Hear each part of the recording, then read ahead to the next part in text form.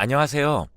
시댁에서 다 들리고 말할 수 있음에도 불구하고 귀머거리와 벙어리로 3년을 착실하게 지낸 며느리입니다. 남편과 결혼한 지 이제 18년이 다 되어가요. 15살인 아이를 키우고 있는 전업주부입니다. 저만큼 시집살이 혹독하게 한 사람을 제 주변에서 본 적 없을 만큼 제 시집살이는 참 어려웠고 힘들었답니다.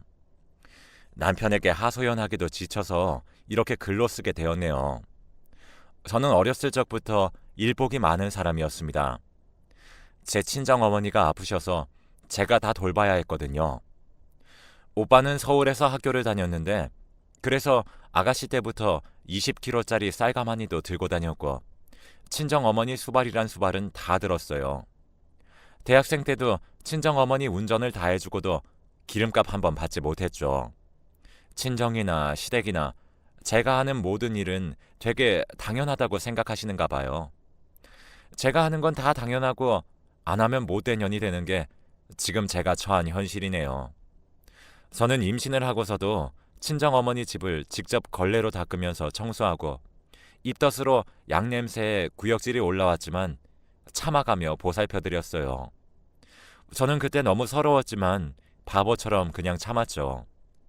친정어머니 아버지의 병수발을 제가 다 들었습니다. 근데 다들 고마움을 모르더라고요. 그나마 제 아버지께서 돌아가시기 직전에 하신 고생했다 한마디가 전부였죠. 매일 똥오줌 가려드리고 밥 먹여드리고 씻겨드리고 정말 성심성의껏 정성을 다했는데 아버지 말고는 아무도 제게 수고했다는 말 한마디가 없더라고요. 말 한마디가 뭐가 어렵다고 그 말도 안 해주는 건지 정말 서러웠습니다. 하다못해 옆병실에 누워 계시던 할머니께서 저희 어머니를 혼내실 정도였어요. 딸이 저렇게 잘하는데 잘한다는 말 한마디 없는 게 그게 말이 되냐? 하면서 저희 어머니를 혼내셨어요. 내심 너무 후련하고 기분이 좋아서 그냥 입 다물고 있었죠. 저는 저희 집에서도 그냥 하녀 같은 취급을 당했어요. 일부러 그런 건 아니지만 그냥 제가 하는 건 당연하게 된 것 같습니다. 전 남을 도와주고 남의 일에 나서서 제가 도와주는 걸 좋아하거든요. 그래서인지 제가 집의 일을 제가 하고 싶은 걸 참고 도와주는 게 어느샌가 당연해진 거였어요. 그건 아버지가 살아계실 때나 돌아가셨을 때나 마찬가지였습니다. 정말 억울하지만 저희 집의 일이니 참고 살던 거였죠. 남편과는 친정 아버지가 돌아가신 후 결혼을 하게 되었어요. 저희 친정 어머니께서 네가 아버지가 돌아가셨으니 뭘 많이 해가야 한다고 정말 많은 걸 해갔어요.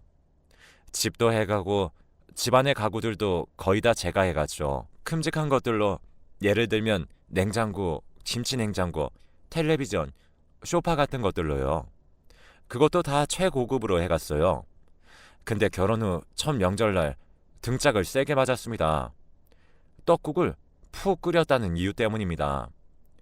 시어머니는 설익은 떡국을 좋아하신대요. 하지만 좋아하는 건 서로 다른 건데 그걸로 때리시며 너네 집은 이렇게 해먹냐? 어이가 없네. 이러시며 저희 집까지 욕하는 겁니다. 와중에 남편은 낭창하게 아무 말도 않고 식탁에 앉아서 보고만 있었고요. 그걸로 끝맺음이 났으면 제가 이 글을 쓰고 있을까요? 그 뒤로부터 명절 때는 그냥 전쟁이 따로 없는 수준이었습니다. 제가 체구가 좀 크고 떡대가 좀 있는 편인데 도련님은 대놓고 저보고 뚱뚱하다고 그러질 않나. 뭐만 하면 저더러 다 하라고 시키시고 설거지도 무조건 따뜻한 물로 하면 안 되고 찬물로 해야 한다고 하는 거예요. 다들 과일 먹으며 텔레비전을 볼 때 저는 혼자 고무장갑도 없이 손 다 얼어가며 설거지를 했죠. 혼자 부엌에서 비참하게 말입니다. 하루는 웬일로 제게 같이 밥을 먹자고 하셔서 갔더니 역시나 저만 찬밥을 주시고 다 식어 굳은 밥을 주셨어요. 제 표정이 마음에 들지 않으셨는지 싫으면 먹지 말라며 밥을 그냥 버리셨죠. 너무 비참했습니다. 전 항상 시댁 식구들이 밥을 다 먹고 남은 것들로 밥을 먹어야 했네요. 그래서 밥도 항상 식은 것으로만 먹어야 했고요. 국도 건더기도 없는 국물만 가득한 걸 제가 좋아한다며 건더기는 항상 빼고 주셨어요. 그 국을 끓이고 만든 건 저임에도 불구하고요. 그래도 남편은 별말이 없었어요. 무심한지 무시인지 알 수가 있어야죠. 지금 생각하면 그때 남편을 때리고 부부싸움을 해서라도 제가 얼마나 힘들고 어머니가 얼마나 제게 구박을 하는지 남편에게 알렸어야 했는데 지금 너무 후회가 되네요. 원래 시집 가면 다 그런 거라 생각하면서 꾹 참고 또 참아가며 살았거든요.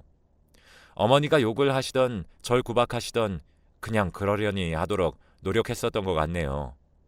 저도 예쁨 받으려고 많이 노력했습니다. 딸 같은 며느리, 엄마 같은 시어머니 하자며 대화를 많이 하려고 노력도 했었고 반찬 같은 거 해가서 시댁에 가져가기도 했는데 번번이 퇴짜 맞고 반찬이 이게 뭐냐며 되려 화를 내시는 것에 전 죄송하다는 말만 했죠. 가끔은 제가 해온 것이 없다며 저를 막 혼내시고 제 집을 욕하셨어요. 하지만 위에서 말씀드린 것처럼 그 시대에 저만큼 해간 며느리는 몇 없을 거예요. 제가 집도 해가고 각종 가전제품이나 가구도 다 해갔는데 사실상 몸만 들어온 건 남편인데 왜 저한테 그러셨는지 아직도 모르겠네요. 그리고 느꼈죠. 집에서 하녀 취급 당하던 인생 시집 와서도 별 달라지는 것 없겠구나 하는 생각이 들었어요. 남편은 항상 아침밥을 먹어야 했는데 회사가 일찍 시작해 6시 반에는 집을 나서야 했어요. 그래서 전 항상 새벽 5시에 일어나서 밥을 짓고 반찬을 하고 국을 끓이고 난리도 아니었고 너무 피곤했는데 남편 역시 단 한 번도 고맙다는 말을 하지 않더군요. 그냥 그래서 받아들이기로 했어요. 나는 하녀니까 아무것도 바라지 말자. 그렇게 생각하니 편하더라고요. 새벽마다 전화하시는 시아버지의 전화도 뭐 잘못만 하면 절 때리시는 시어머니도 제가 맞건 말건 신경 안 쓰는 남편도 저보고 살 좀 빼라고 놀리는 도련님도 그냥 그렇게 참고 살기로 했어요. 귀머거리 3년, 벙어리 3년 이걸 매일 머릿속으로 되뇌이면서요. 그러니 어느 정도 편했죠. 그러던 어느 날 시어머니께서 제 대학 전공을 알게 되셨나 봐요. 제가 지방국립대학교에서 음악을 전공했거든요. 저보고 너 같은 애가 어떻게 우리 아들이랑 결혼할 수 있냐며 돌대가리가 우리 집에 있을 수는 없다면서 당장 이혼하라는 거예요. 어머니는 제가 음악 전공인 걸 모르고 결혼을 승낙하셨나 봐요. 그제서야 남편이 말이 심하다고 이 사람한테 사과하라고 나섰지만 시어머니는 그저 패악을 부리시며 난리도 아니셨어요. 당장 이혼 서류를 떼러 가시는 기세라 제가 빌었죠. 저희 아버지도 안 계신데 여기서 이혼까지 당하면 저희 집안이 너무 망신당할 것 같다는 생각에서였어요. 저는 잘못한 것도 없지만 어머니께 빌면서 앞으로 잘하겠다고 말했습니다. 근데 그게 화근이었을까요? 툭 하면 제 머리를 쥐어 박으면서 일만 시키셨어요. 저는 또 그때 일을 반복하고 싶지 않아서 죽어라 일만 했죠. 남편은 그 사건 뒤로는 또 꿀먹은 벙어리처럼 아무 말도 하지 않았죠. 이혼만 하기 싫었지 제가 일하는 건 아무렇지 않았나 봐요. 제가 힘든 걸 직접 보고도 방관하는 남편이나 시어머니나 참 못된 사람 같습니다. 일을 잘 못한다며 구박당하고 일을 열심히 하면 또 그거대로 꼬투리 잡혀서 매일을 새벽에 울고불고 난리도 아니었던 날이 연속이었는데 얼마 후 도련님이 결혼을 하게 되셨어요.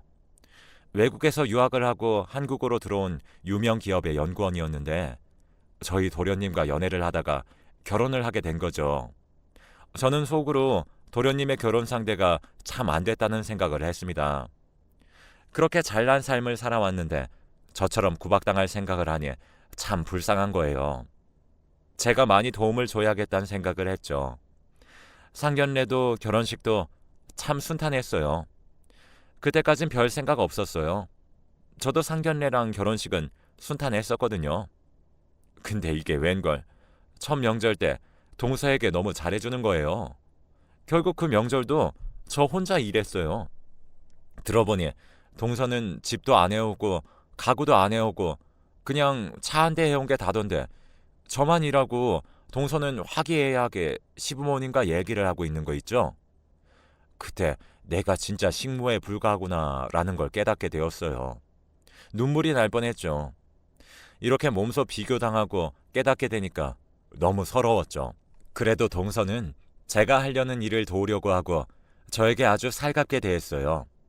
물론 동서가 일하려고만 하면 시어머니가 저에게 다 시키셨지만 형님이 하시는데 제가 어떻게 안 해요? 하며 절 도우려는 동서가 너무 예뻤습니다. 그래서 동서랑 많이 친하게 지냈던 것 같아요. 근데 어느 날 동서가 임신을 하게 된 겁니다. 하루는 제가 만든 음식을 보자마자 헛구역질을 하길래 시어머니께서 절 많이 혼내셨거든요. 음식을 어떤 식으로 하길래 제가 저러냐?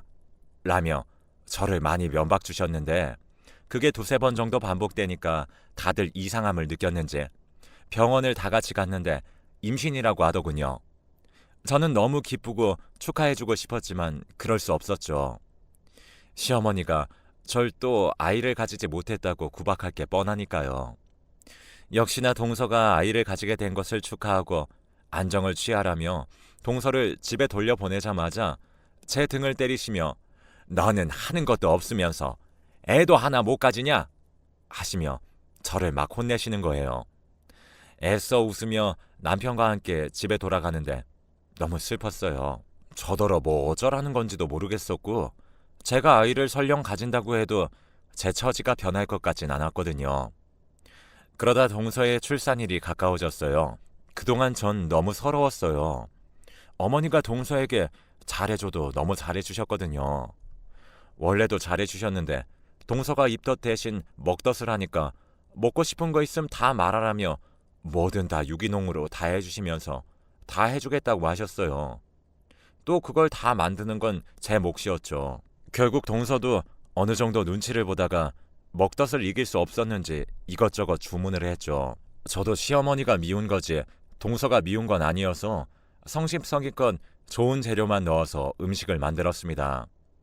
동서가 임신을 해서 시댁에 있는 동안은 제가 음식을 만들어야 해서 그렇지 나름 평탄한 생활이 계속됐어요. 저만 조금 고생하면 동서도 편하고 좋고 시어머니께 저도 잔소리 듣지 않아도 되니까 너무 편한 거죠. 그러다 동서가 출산을 하게 됐는데 저더러 부정 탄다며 병원에 오지 말라더라고요. 그래서 저도 한마디 했죠. 도대체 제 어디가 부정이 타는 거죠? 해도 해도 너무하시네요. 하니 어머니가 한마디 하시려는 거 아버님께서 막아주셨어요. 좋은 날 둘 다 그만하라 하시면서 아무튼 동서가 출산하기만을 기다렸었죠. 근데 동서가 아들을 낳은 거예요. 아이를 순탄히 낳은 것만으로도 축복할 일이지만 옛날 분은 아무래도 아들을 더 좋아하시잖아요. 동서 앞에서는 축하를 해줬지만 저는 직감했어요. 어머니가 또 이것을 가지고 절 혼내실 거라는 것을요. 아니나 다를까 동서가 몸풀러 들어가고 저는 어머니께 혼이 났어요.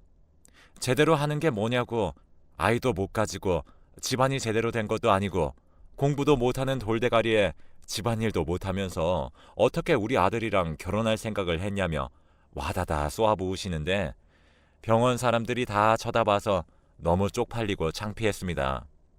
그래서 눈물 쏟으며 화장실로 도망쳤죠. 거기서 한 할머니분이 위로해 주셔서 울음을 그쳤어요. 동서가 몸을 풀고 산후조리원에서 나온 지 얼마 되지 않아 저에게도 축복이 찾아왔습니다. 드디어 아이를 임신한 거죠. 3년 만에 늦게 오랜 시간 기다려 찾아온 아이인 만큼 다들 축복해 주실 줄 알았어요. 근데 또 제 착각이죠. 시어머니께서 엄마 닮은 돌대가리일 게 뻔해 이런 식으로 말씀하셔서 전 또 눈물을 흘렸습니다. 아무리 그래도 자기 손주인데 너무한 거 아닌지. 엄마 닮아 돌대가리라니 제가 무식한 면이 있으면 몰라. 그런 것도 아니고 나름 공부 다 했는데 예체능이라는 이유만으로 그렇게 막 저한테 돌대가리니 냄새가 난다느니 그러는 겁니다. 아이가 들을까봐 너무 겁났고 너무 서럽고 제 자신이 너무 원망스러울 정도였죠. 왜 나는 하필 음악을 전공했을까부터 왜 이런 곳에 시집을 왔나 하는 생각까지 5만 가지 생각이 다 들었다가도 아이를 보니 또 마음이 풀려서 좋은 생각만 하기로 다짐했어요. 근데 제가 어느 정도 만삭이 되어 가는데 시어머니 생신이 겹쳐서 일하기 좀 힘들 것 같다고 말씀을 드렸더니 또 역정을 내시는 거 있죠? 드디어 미쳤다며 며느리는 며느리답게 일을 해야지 만삭이라고 뭐가 달라질 줄 아냐며 막 뭐라 하시는데, 그때 이번에도 제대로 짚고 넘어가지 않으면 우리 아이한테도 피해가 가겠다 싶어서 강하게 나갔어요. 동서 손목을 붙잡고 뭐 하고 있냐며 얼른 일하라고 하지 않느냐 하면서 동서를 부엌으로 끌고 가서 일했죠. 나중에 동서에게 사과를 했어요.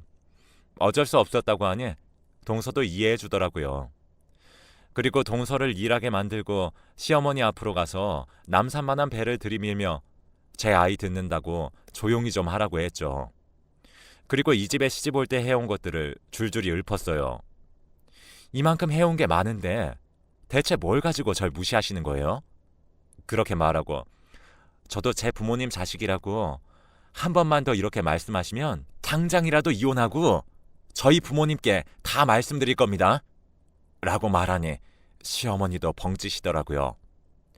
남편도 이번엔 엄마가 심했다는 식으로 이야기했죠. 뒤늦게 들어오신 시아버지께서는 상황 파악을 하지 못하고 계시다가 자초지종을 들으셨어요. 그리곤 시어머니께 엄청 화를 내시면서 내가 그동안 참은 건 당신이 시부모로서의 권리를 잃을까 봐였어. 근데 이렇게 자꾸 며느리 괴롭히고 그러면 나도 더 이상 못 참겠어. 당신이 여태껏 이 아이한테 너무 했으니 당장 사과하시오. 라고 하시면서 저한테 사과를 시키는 겁니다. 어머니는 할 수 없이 저한테 사과를 하셨어요. 속이 너무 시원했죠. 그 이후로 어머니는 절 딱히 건드리진 않으셨고, 그 일이 있던 다음 아버님께서 부르셔서 여태껏 모른 채 해서 미안했다고, 시부모 권한을 억압할 수도 있다는 생각에 그랬다고 사과를 하시더라고요. 그래서 저는 그 모습에 펑펑 울면서 여태껏 너무 힘들었다는 말을 했습니다. 너무 힘들고 이혼까지 생각했었다고, 그래도 이렇게 용기 내주셔서 너무 감사하다고 말씀 전해드리고, 앞으로 아이가 좋은 말만 들을 수 있도록 조금 신경 써주시면 좋겠다고 말씀드렸어요. 아버님도 알겠다며 자주 신경 쓰겠다고 말씀해 주셨어요. 그 길로 남편과도 같이 이야기를 나눴어요. 당신, 나 당하고 있을 때 왜 가만히 있었어? 라고 남편에게 물었더니 남편이 당황하면서 우리 엄마 성질 나도 알아. 그래서 더 못 나선 것도 있어. 나서지 못했고 당신에게 무신경했던 점 사과할게. 아이도 있는데 내가 너무 무심했던 것 같아. 앞으로 더 신경 쓰도록 내가 노력할게. 미안해. 이렇게 말해줘서 남편도 아버님도 제가 용서하기로 마음먹었어요. 그리고 나름 정리된 상황에서 전출산을 했죠. 예쁜 공주님이었습니다. 아버님과 동서, 도련님, 저희 남편은 성별에 개의치 않고 너무 기뻐해줬어요.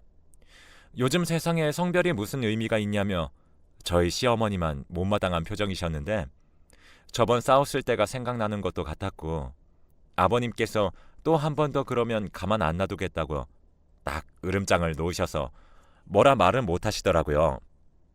그렇게 아이가 어수선하지만 나름의 축복 속에서 태어났고, 저를 괴롭히시던 어머니의 행동도 아직 여전하긴 하지만 그래도 줄었죠. 가령 저에게만 찬밥을 주고 건더기 없는 국물을 준다든가 하는 얍삽하고 찌질한 수법이 많이 없어져서 저도 편했고, 이젠 저도 가족들과 함께 식탁에서 식사할 수 있게 되었습니다.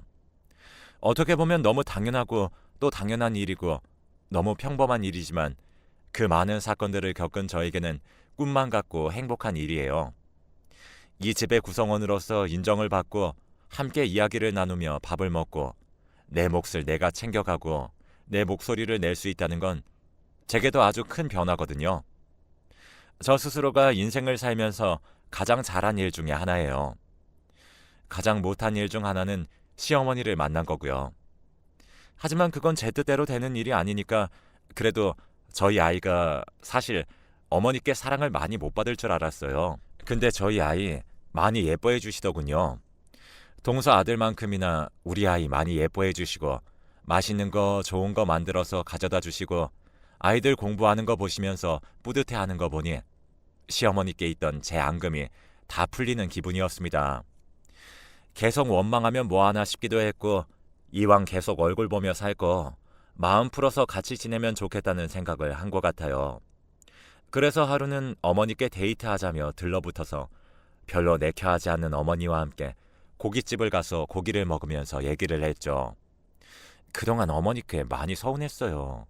저만 구박하시고 동서는 또 안 그러셔서 나만 미워하나 싶기도 했죠. 하지만 이제 와서 그게 다 무슨 소용이 있나요? 그냥 사이좋게 잘 지내고 싶어요, 어머니. 그랬더니 어머니가 고기를 먹다 말고 눈물을 뚝뚝 흘리시며 과거 자신의 시집살이를 이야기해 주시더라고요. 저와 똑같이 당하신 거였어요. 그래서 제 손을 잡고 사과하시며 과거에 그렇게 당한 게 한이 되고 당연하다는 생각을 해서 너한테 그렇게 못되게 군 것 같다. 정말 미안하다. 라며 저에게 진심 어린 사과를 하셨어요. 그래서 저도 어머니를 진심으로 용서했고 이제 남편과 시댁일로 싸울 일도 없어졌죠. 동서와의 사이도 너무 좋고 이젠 시댁에서 제가 할 말이 생기면 당당하게 말하는 며느리가 되었답니다. 시어머니와의 앙금을 다 풀고 나니 어머니도 저에게 너무 잘해주시고 그동안 못해준 거 해주는 거라며 너무 잘해주세요. 아버님께도 어머니랑 이렇게 같이 남은 앙금 다 풀었고 어머니도 사정이 있어서 그러셨으니 아버님도 어머니 미워하시거나 그러지 않았으면 좋겠다고 하니까 절 꼭 안아주시면서 너처럼 현명한 며느리가 있어 다행이다 하면서 제 머리를 쓰다듬어 주셨어요. 감동이었죠. 막막할 것만 같던 시집살이도 이제 풀렸습니다. 여러분도 하고 싶은 말 참지 말고 꼭 하세요. 혹시 모르잖아요. 저처럼 일이 잘 풀릴지도 모르고 본인이 하고 싶은 말을 참고 살면 아무도 몰라서 더 곪기만 해요. 하고 싶은 말 예의에 어긋나는 말만 아니라면 하고 살아도 된다고 생각해요. 세상에 사연 없는 사람은 없으니 말로써 잘 풀어나가야 한다고 생각합니다. 제 이야기는 여기까지예요. 들어주셔서 감사합니다.